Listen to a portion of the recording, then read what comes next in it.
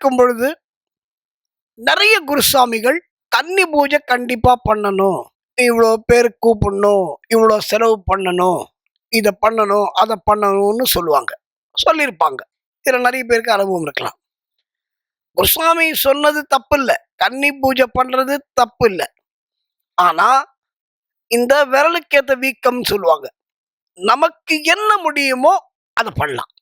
ஆனா ஒரு விஷயம் குருசாமிகள் சொன்னதெல்லாம் அன்னிலேருந்து இன்னி வரைக்கும், கன்னி பூஜையில் ஐயப்பன் வருவதாக சத்தியம். எந்த கன்னி பூஜை நடந்தாலும் சரி ஐயப்பன், இப்போ ஐயப்பனுக்கு நிறைய வேஷம் தேவையில்லை. ஐயப்பன் எங்கு வேண்டுமானாலும் இருப்பார். எங்கும் ஐயப்பனே, எல்லாம் ஐயப்பனே, எங்கும் ஐயப்பனே, எல்லாம் ஐயப்பனே, எதிலும் ஐயப்பனே, எதிலும் ஐயப்பனே, இந்த புவனம் ஐயப்பனே, எல்லாம் ஐயப்பனே, இந்த புவனம், இந்த உலகம் ஐயப்பனே. ஐயப்பன் எல்லா இடத்துலையும் வியாபித்திருக்கிறார். அதனால எங்க வீட்டுக்கு கன்னிசாமி பூஜைக்கு வந்தா அப்போ அந்த வீட்டுக்கு போக மாட்டாரா சார், இந்த வீட்டுக்கு போக மாட்டாரா? ஐயப்பனுக்கு அந்த கன்வென்ஸ் எல்லாம் தேவையில்லை. ஐயப்பனுக்கு ஃப்ளைட் தேவையில்லை, ட்ரெயின் தேவையில்லை. ஐயப்பனுடைய சக்தி எல்லா பூஜைகளிலும் இருக்கும் என்பது உண்மை, நிதர்சனமான உண்மை. இன்னொன்னு, கண்டிப்பாக ஐயப்பன் அந்த அன்னதானத்தில் கலந்து கொண்டு சாப்பிடுவார் என்பது சத்தியம். இதை விட நான் தெளிவா சொல்ல முடியாது. இதற்கு ஒரு அற்புதமான ஒரு உதாரணம் உண்டு. சரி, இப்ப அந்த கன்னிசாமி பூஜையை பண்ணிதான் ஆகணுமா அப்படின்னு நிறைய பேர் எங்கிட்ட கேட்பாங்க. சார், எனக்கு வசதியே இல்லை சார், நான் எப்படி சார் கன்னிசாமி பூஜை பண்றது? நான் சபரிமலைக்கு போறதே அப்படி இப்படி கரட்டி கிரட்டி நான் போறேன் சார் அப்படின்னு நிறைய சாமிமார்கள் எங்கிட்ட சொல்லுவாங்க. கவலையே படாதீங்க, கன்னி பூஜை பண்ணாதான் சபரிமலையில ஐயப்பன் தரிசனம் கொடுப்பார் அப்படின்னு கிடையாது. சில பேர் சொல்றாங்க கன்னி பூஜை பண்ணாதான் நல்லது. சரி, ஒரு ஐயப்பனுக்கு ஒரு பூஜை பண்றதுல தப்பு இல்லை நம்ம வீட்டுல. அத மாதிரி ஒரு நிலைமை வந்தால் கன்னி பூஜை நடத்த வேண்டும், நடத்தித்தான் ஆக வேண்டும் என்று கன்னிசாமி ஆசைப்பட்டால் ஒரு வழி இருக்கு. உங்க வீட்டுல பூஜை பண்ணுங்க, உங்களால எவ்வளவு பேரை முடியுமோ கூப்பிடுங்க. சார், எனக்கு 4 பேர் தான் கூப்பிட முடியும், கூப்பிடுங்க. 4 பேரை கூப்பிடுங்க. அந்த 4 பேரை கூப்பிட்டு அந்த சாமிகளுக்கு சாப்பாடு போடுங்க. அப்படி இல்லையா, எனக்கு இதுக்கும் வசதி இல்லையா, ஐயப்பனை மனசார நினைச்சுட்டு யாராவது ஒரு டிசர்விங் பர்சனுக்கு, அதாவது உண்மையிலேயே கஷ்டப்படுறவங்க, உண்மையிலேயே ஏழையா இருக்கிறவங்க, அவங்கள கூப்பிட்டு, அவங்க சாமிங்களா இருக்கணும் கூட அவசியம் இல்லை, அவங்க மாலை போட்டுக்கணும்னு அவசியம் இல்லை, அவங்க சபரிமலைக்கு வரணும்னு அவசியம் இல்லை, யாராவது ஒரு தகுதியான ஒரு நபரை பார்த்து உண்மையிலேயே சாப்பாடு கஷ்டப்படுறவங்கள பார்த்து, ஏன்னா அன்னதானம் ஐயப்பனுக்கு ரொம்ப பிடிச்ச விஷயம்.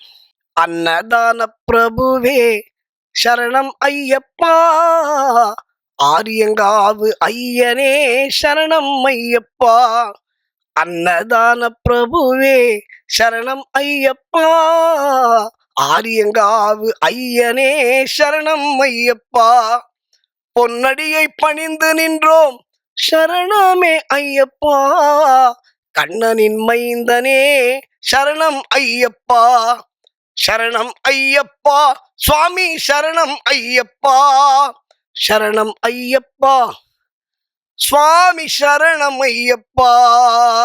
அன்னதானத்துக்கு ஐயப்பன் சத்தியமாக வருவார் என்பது நிச்சயம். இத நான் பல இடங்களில் பார்த்திருக்கிறேன், பல இடங்களில் பார்க்கின்ற பாக்கியம் அடியனுக்கு கிடைச்சிருக்கு.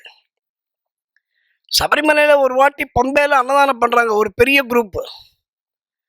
அன்னதானம் பண்ணும்போது 108 இலைய போட்டு 107 சாமிகளை உட்காத்தி வச்சு, ஒரே ஒரு இலையில மட்டும் ஆள் உட்காத்தி வைக்காம, ஆனா நம்ம சாப்பிடுற இந்த சாம்பார் சாதம், தயிர் சாதம், எலுமிச்சம்பழ சாதம், புளியோதரை எல்லாத்தையும் அந்த இலையில சர்வ் பண்ணிட்டு அந்த இலையில யாரும் உட்காரல.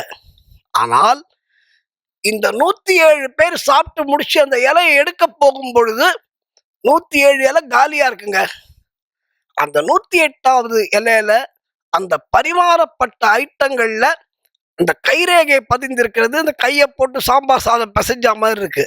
அப்படின்னா அது யார் சாப்பிட்டது? இதை என்னுடைய கண்ணால் பார்க்கின்ற பாக்கியம் எனக்கு கிடைத்தது. ஐயப்பன் சாப்பிட்ட சாப்பாடு. அப்ப என்ன அர்த்தம்?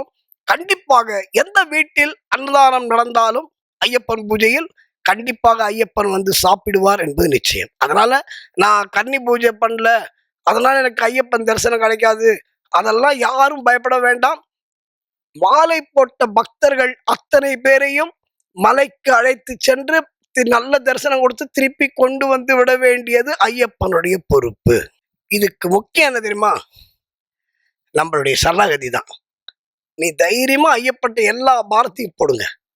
ஐயப்பா நீ தான் பார்த்துக்கணும், எனக்கு வேற வழியே இல்லை அப்படின்னா, வாழ்க்கை படகு ஆடி ஓடுகின்றதே, போகும் பயணம் எங்கே நான் அறியேனே, என் வாழ்க்கை படகு ஆடி ஓடுகின்றதே, போகும் பயணம் எங்கே நான் அறியேனே, கரையை பார்க்கிறேன் எதுவும் தெரியல, அலையை பார்க்கிறேன் அதுவும் அடங்கல, ஐயப்பா உன்னை தவிர எனக்கு வேறு துணை இல்ல, சுவாமி ஐயப்பா சரணம் ஐயப்பா, சகலமும் எனக்கு உன் சபரிதானப்பா, என் உயிரில் கலந்து நாவில் பாடும் என் ஐயப்பா, உன்னை தெய்வம் என்பதா குருநாதன் என்பதா, எங்களை